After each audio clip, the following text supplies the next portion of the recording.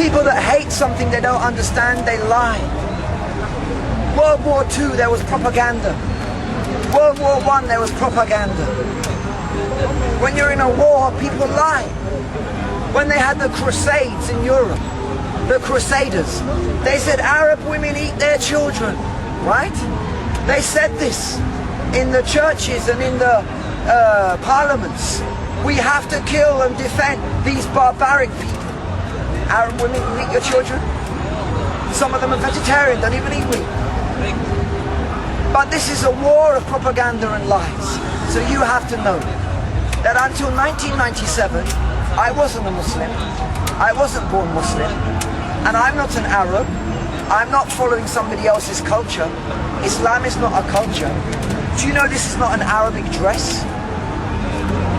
This dress originates in Africa and the Arabs copied it. And izar is an Arabic dress. Aburda is an Arabic dress. This is from Africa. But most people would think this is an Arab dress, right? This shows we don't know. We don't know. In 1997, the sweetest lady I knew, a neighbor of mine, she said, have you read the Quran? And I thought, what a stupid question to ask a white English boy. Why would I want to read the Quran? I'm not a Pakistani, I'm not an Arab. Why would I want to read the Quran? But in reality, she was the clever one and I was the stupid one. Because the Quran was confirming the message of Jesus, confirming the message of Moses, confirming the message of Abraham. And all of them followed the religion of Adam and Eve and Noah. But unless you've read the Quran, would you ever know? Never know. Sometimes, I don't know if have you got any Qurans today in English to give away? No. We haven't got any today. But if you come in next Sunday, see Uncle Abu Yasin. I can call you Ammi. I can get away with it. Abu Yasin will give you a Quran for free. You don't even have to... I bought a Quran translation for £10. Best investment I ever made.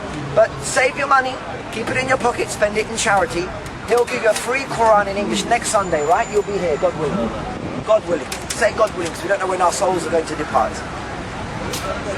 But this, my neighbor, she said, have you read the Quran? So rather than be too facetious and too arrogant, I said, okay, I know what I'll do. I'll read it just to shut her up. Right?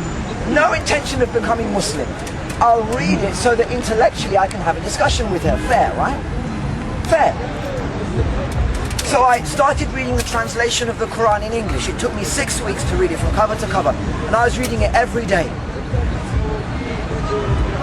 I realized by the time I finished the Quran translation, I said, this really is what Jesus preached.